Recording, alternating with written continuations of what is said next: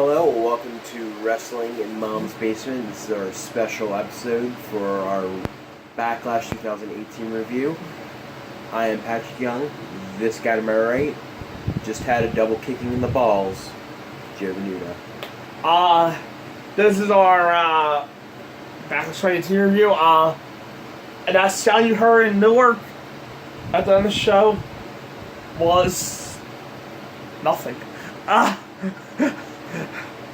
Yeah. But I should tell you about Roman standing like out with the crowd. I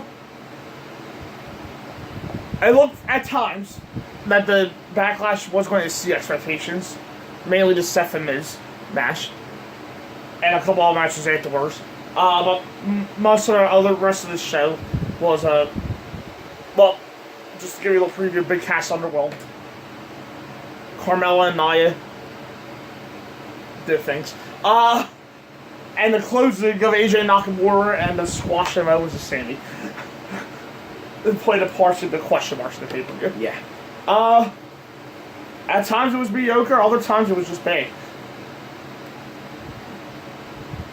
First to kick things off with Bayley versus Ruby Riott on the kickoff. Yeah. I actually thought that was a pretty strong match. Probably one of the strongest Bayley has shown recently. Yeah. And Ruby this week has been on fire. I think she pulled out two excellent matches with Sasha and Bayley. So she may have her comeuppance soon, meaning it seems like she may get a push. Yeah. This was the best women's match of the night. Absolutely. First, Bayley Sasha had a little exchange backstage. That was kind of that after-school special feel that you get with the woman, so we'll just skip that. It did do a good job, though, with the slow burn feud between Bayley and Sasha. I guess it churned up some electricity for a Money in the Bank match. Yeah. The Bayley and Ruby was physical and was better than your average at kickoff. Even if there was no build to speak of, Ruby was the star here, though. She's looked excellent for most of her main roster run. But people were thrown down on the radar because of the whole Riott Squad look, you know. But if you look at her individually, since she's been on the main roster, she's been looking excellent. Oh, yeah. In the midst of her impressive stretch, though, she's making the case to be a high priority on Raw. I was definitely say for her. Yes. And Ruby picked up the win with the Riott kick. I gave the match a B-. B-. And kick off the main show, Seth Rollins defeated The Miz for the Intercontinental Championship. I'll go as far as to say an excellent match. Mm-hmm. If you're counting with this card, probably the perfect match, because the rest of the card is. But again, we'll get to that when we come to it. This match I actually really liked. For a result I knew that was going to happen, there was an awful lot of times in this match where I thought The Miz was actually going to pull out a surprise win and just throw us off for a loop. There was two skull crushing finales, and even in the figure four after Seth hit his knee on the ring post, I thought all three times that could have been it. But in the end, Seth did pull out the win with the curb stomp, and it was a great storytelling. Yeah. Follow this under no reason to crown Seth WWE's MVP of 2018. Hitting them is a thrilled back and forth. That felt like the main event. Yeah. Should have been the main event. The Miz thrived as that predatory heel while Seth continued his white hot streak. For most of the year, the IC title chase has been the best part of Raw. And WWE wisely leaned on that buzzing championship history there. That's the new strategy moving forward for Raw. Keep Seth in the spotlight and keep on feeding talented people like The Miz. Obviously, it won't be The Miz no more. The Miz won't not gonna lie, but you get the point. Keep on feeding people like that. Yeah. I give the match an A. Okay. Up next, Nia Jax defeated Alexa Bliss to retain the World Women's Championship.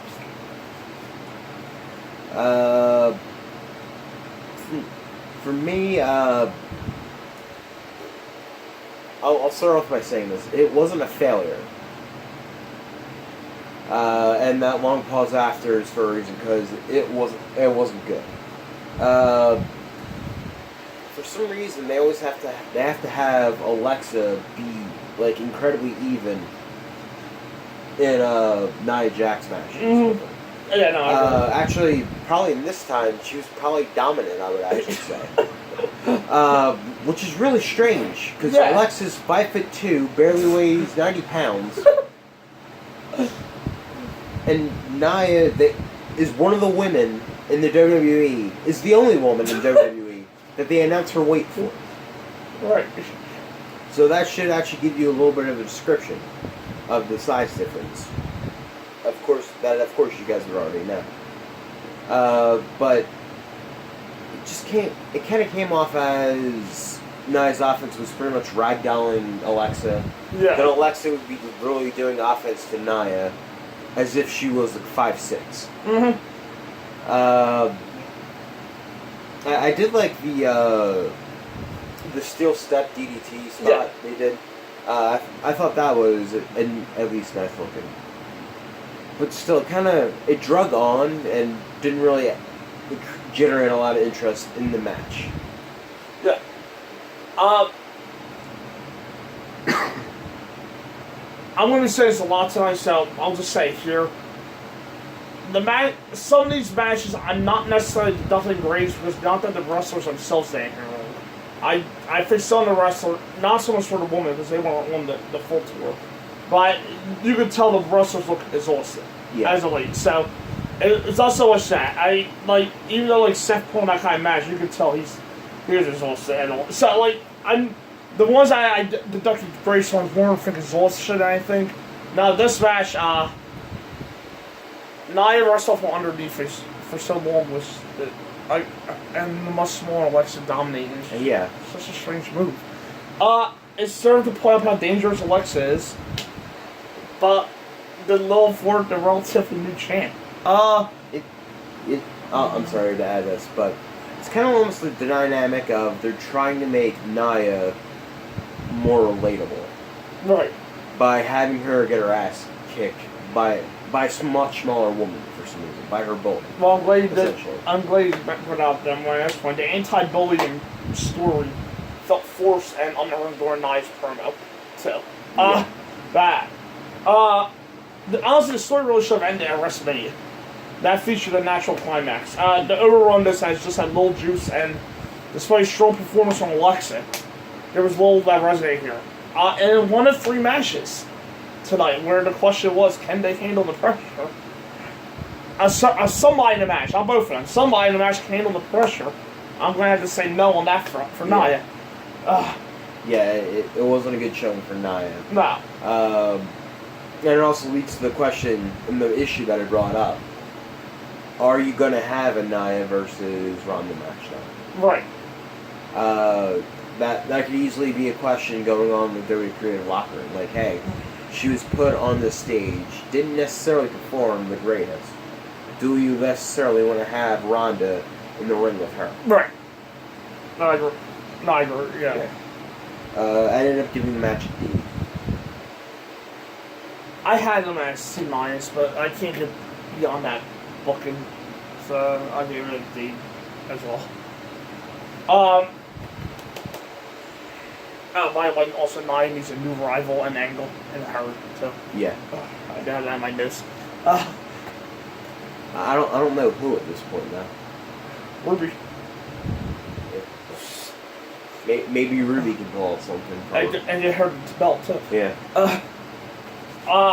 No, they'll make it live down another. Next, Jeff Hardy defeat Randy Orton to retain the United States Championship, surprisingly clean, as they did in 12 minutes. Yeah, it's probably almost the same description you'd say about other matches in this card for me. However, I am actually going to think of this match a lot more highly than the other ones, though. To me, it was very slow paced, which is very odd for a Jeff Hardy match. I mean, I think they're still working on a left knee angle from Shelton. That's not Seaman. Yeah. Because they brought all the contact. I think that's what they're working. Yeah. Which they're correct. Good job of working an injury angle for a month. Yeah. But still, it's sort of odd to have a slower paced Jeff Hardy match. Even at this point when Jeff maybe has lost a step or maybe a half a step from what we used to see of him in his days of falling off ladders and all that stuff. But it was almost deliberate, actually. I'll say at a slow pace. Deliberate good or deliberate bad? I think maybe it's meant. I'm not sure. Maybe it was meant to be at a slower pace for what they could bring up later. Right. I'm thinking more highly in this match because I think they're going somewhere with it. Yeah. And the action I saw was fine. I didn't have any problem with the booking. I just didn't expect it to be that clean. Right. In my view. No, I agree with you. In terms of matches, I think this was easily the third best match on the show. In terms of matches. I would agree. The second or third I have that. The third best match on the show. In terms of wrestling, other than Miz and Seth, it was probably the smoothest match all night. Yeah. Definitely. Yeah, the booking was kind of slow, but I do know they broke the left knee injury still. Yeah. Which I will give them credit for working an injury angle since the Superstar shakeup. I will definitely give them credit here. Yeah. It's odd to do a leg injury of all things to Jeff because it slows down his matches. Yeah. But when he's in there with a guy like Orton who can make things look as smooth as silk when he's on, I guess kind of works like Orton doesn't really work with quick pace and anyway, and in this match, Orton, I feel like it is go somewhere. Orton was more heels when it was choking Jeff out in the tree well, and there were signs of Orton. I was surprised that Jeff won. I was surprised how he won though by picking up the win clean with the twist of fate and the swanton. Yeah. And it's nice Jeff wasn't slow though because he forgot because he did his poetry in motion barricade spot with no or step spot with no problem. So I think they delivered is a good word because they worked on an injury angle and hit Orton's heel tendencies. Yeah. So it was deliberately good, which for most things on the show is a huge compliment. Yes. I gave the match a C+. I gave it a B-.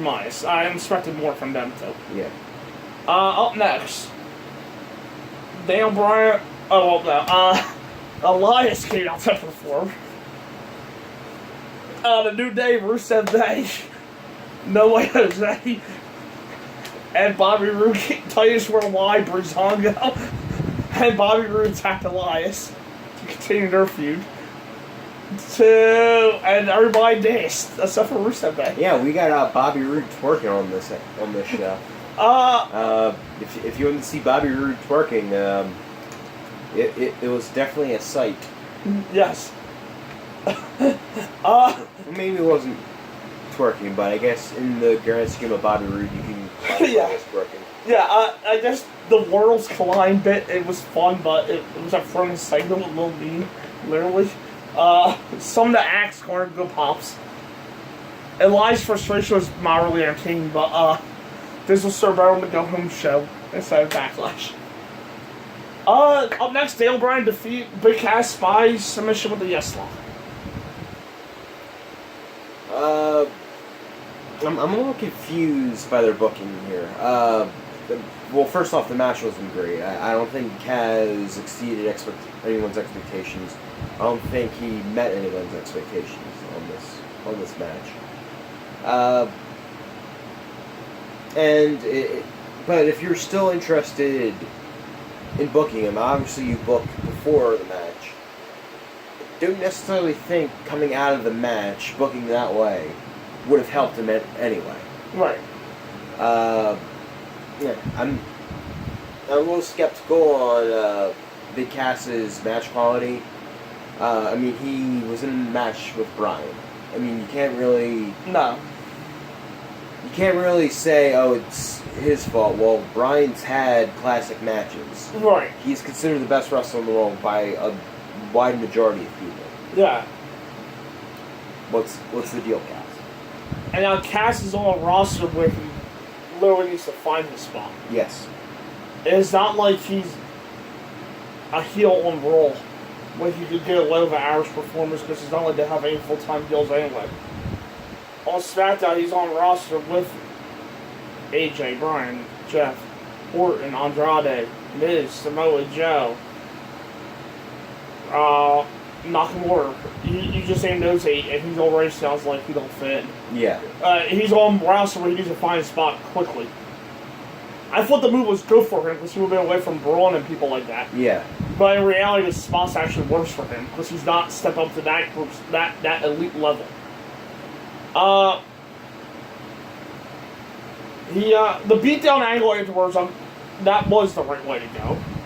The booking of the match wasn't. Bryan got the win to remind us of his ability, and Cass got to shine to end versus the villain. That part was right. The match itself, though, like the past, it was a letdown. Yeah. Cass didn't click with Bryan. That his timing was off, it felt like at times, and his presence didn't pop on screen. It felt like you spent the half the match just going like that. Yeah, taunting. Yeah. But even the commentator was going on him. Yeah. Cass has shot to look like a millionaire. All didn't give him opportunity. Yeah. With a world-class foe across the ring from him, and that's not how things worked out. So in match 2 of 3, in terms of somebody needing to look good, I'm going to give this one a no in terms of that regard. Yeah. I gave it a C-. Yeah, I'll say it was great. I gave it a C because the booking afterwards was right. With the book in the match, and the match itself was a bit lower. So the book in afterwards, so we picked the match back up. Yeah. Up next, Carmella defeated Charlotte Flair to retain the SmackDown Women's Championship. And when he said defeated, he means... Pin 1, 2, 3? Yeah, pin 1, 2, 3. Yeah. No good in place either? Again, a highly questionable decision in my book. If you want to give Carmella, I guess, sort of a credible win, then maybe Charlotte shouldn't have been her first opponent. Charlotte shouldn't have gotten a rematch from some nefarious means somehow. Yeah, hey Naomi, how you doing? Yeah, that's where you get Naomi. But no, if Charlotte's her first opponent, then Charlotte wins. But if you want to keep Carmella the champion, Carmella wins by DQ. Carmella wins by countout. Charlotte wins by DQ. Charlotte wins by countout. All those results that have Charlotte retaining. That's where the count up DQ result will make more sense tonight. Yeah. But I'm not sure if Charlotte's next big match after breaking Asuka's streak should have been a roll-up loss to Carmella. No. I'll actually say no, it really shouldn't have been. However, I'll actually give Carmella bonus points. I actually thought, out of the 3 that had to perform the best, I thought she was the best. I thought during the match, she did a lot of yelling and taunting and all that stuff. Like during her moves or her high spot in the match. Well, not her high spot. Yeah, but like her wearing down Charlotte in the match, she doesn't necessarily have strong offense there. No. So a lot of times it felt like she was relying on yelling at the crowd. The booking was designed to hide her in-ring pieces. And while she didn't swing and miss some moves, that'll be a compliment out of the 3. Yeah.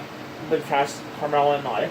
While Carmella rather didn't swing and miss some moves, the result was a low octane energized match with a low variety. Carmella didn't impress her either though.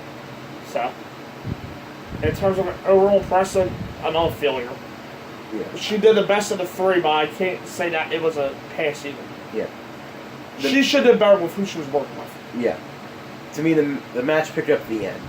Yeah, I will give her credit. The transition to the Code Silence was smooth. Yeah, that was really nice. That was some type of Orton AJ type shit she did. Yeah. How smooth she did that. Exactly. But other than that, neither her trash talking or her in-ring work was on championship level.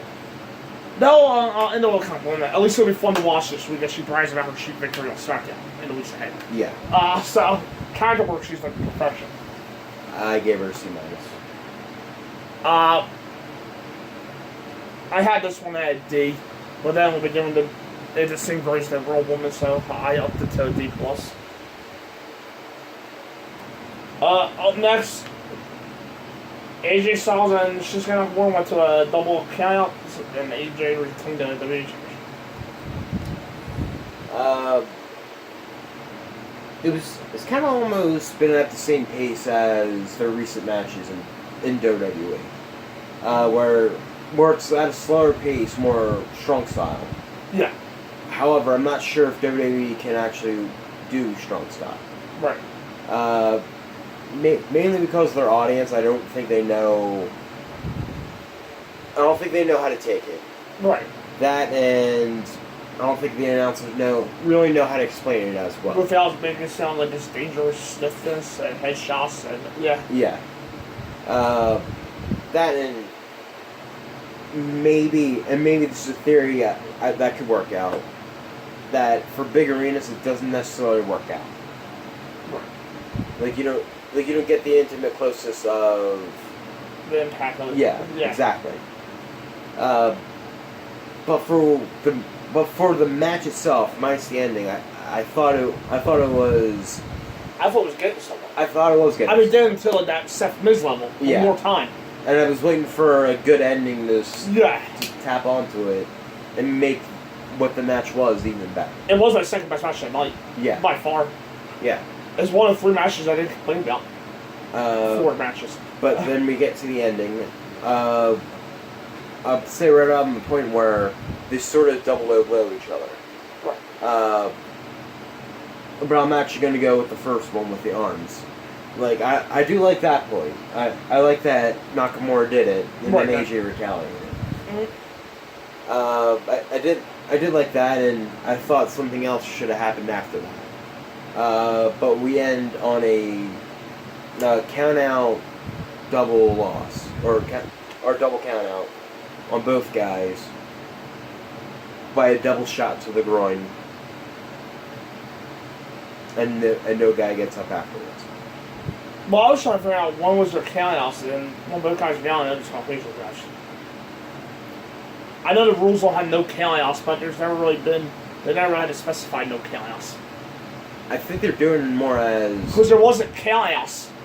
One of the 2 guys were fighting outside. I think they're counted as both guys didn't respond. Then check on them if they can't respond. Yeah. No. Which, by the way, that also happens later in the night in a much more screwier way than this. If you for this ending was bizarre for WWE changing the rules. Yes. Wait till you see how they change somebody's finisher up. I will say first that Nakamura feels transformed. Yeah. He's flourishing it. And it was a grinding, I think, was getting into that third gear type of match. Finally, the match we know they could have. Maybe I will have a problem with the non-conclusive finish if they didn't just have a non-conclusive finish. Yeah. At the Great Royal Rumble. If this was the second match after Backlash, you could say, okay, they're going to continue the match at the Money in the Bank. Okay, fine. I would probably done it in a better way than a double low blow, definitely. Yeah. But I mean, I would be more receptive to the non-conclusive finish. Considering they just had one in Saudi Arabia. Yeah. Like a double side kick to the head. It sounds a lot better. Right. Where, how they can even end it on the chair shot. Yeah. Because by accident, it worked out better. You can say Nakamura could have stayed because the chair had his knee nice. Yeah. And the chair actually ricocheted off of Nakamura's knee nicely. And cut and split AJ's ear. And actually knocked him out. Yeah. You could end it there. But even still, I was still complaining about a non-conclusive finish after a non-conclusive finish 2 weeks ago. Exactly. But this one was... But that one made sense then. It didn't make sense to do one here. A non-conclusive finish. Otherwise, I wouldn't have had them fight at the Rumble. I would just have them their second match here, and then they could feud in the Money in the Bank with a no holds barred match. And there won't be much of a major problem. The match itself was getting vicious. They both clicked. The finisher didn't let much out of the air. WWE title match leaving the arena buzzing with boos is not a good thing. I still think this should have been the main event, though, out of the two choices that they had. If you really want to, you should just kind of want the mid-card championships main event. A little bit more well-received than whatever the whole main event was. Exactly. I know I'm spoiling my grade, but guess what? I think you know the grades relates to matches. But that's never good for when a WWE Championship match lose the arena buzzer lose. It was bizarre too to put Roman in the headline spot rather than the WWE Championship match because that will only further antagonize the detractors of Roman. But what do we know? That Vince doesn't. Yeah, I know. One comes to Roman. To me, the ending was just so stupid that it actually hurt the match a lot. Again, we were both waiting to get into the third gear, so... And that stupid shit happened. So it did fall a lot from me. I would actually probably put it in the B range, going by where it was going. But I ended up giving it a C. I gave it a B-. Up next, Bobby Lashley and Braun Strowman defeated Kevin Owens and Sami Zayn.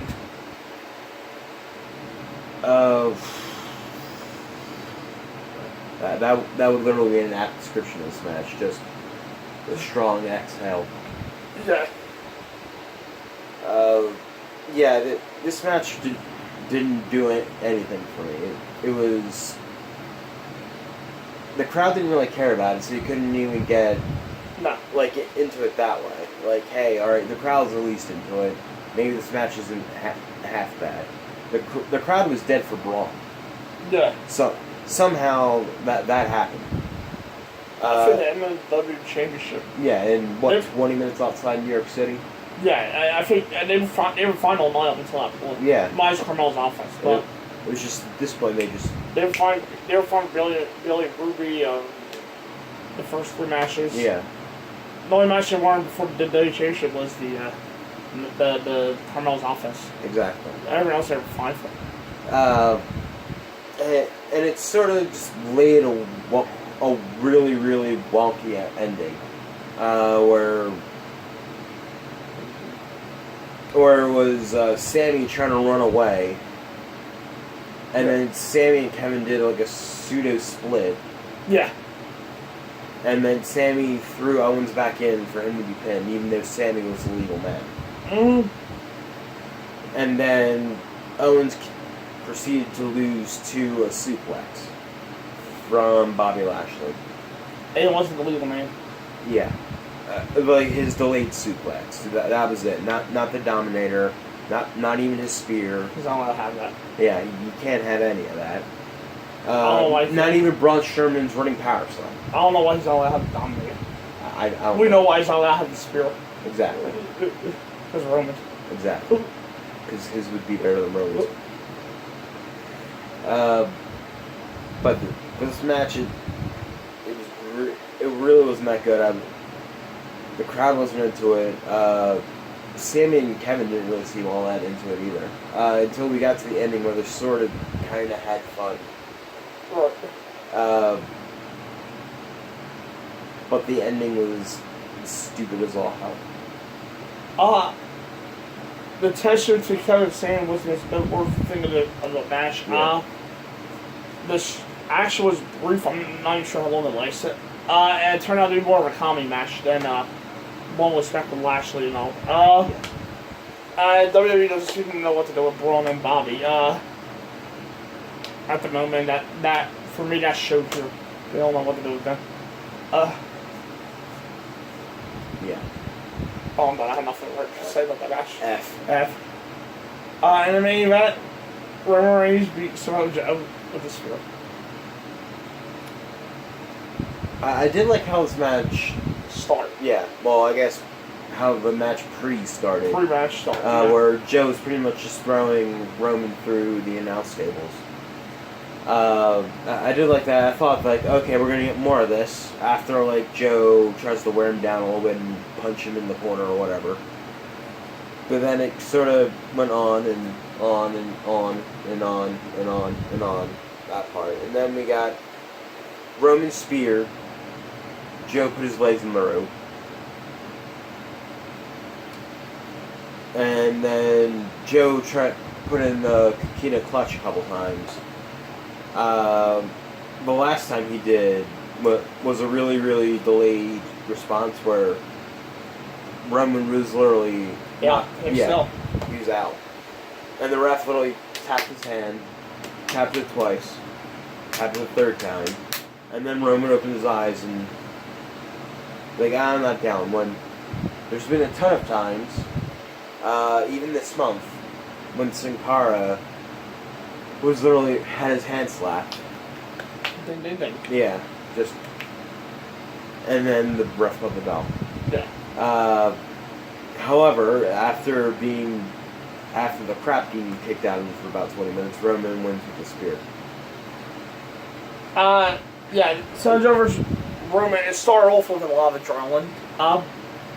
And couldn't maintain that early momentum. No.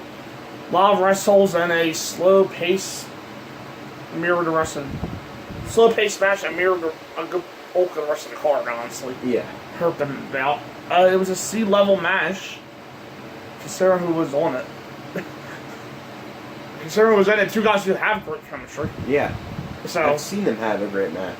Yeah, they have one on New Year's Day for their Hall Championship. It was a C-level main event on what felt like a C-level pay-per-view, for the most part.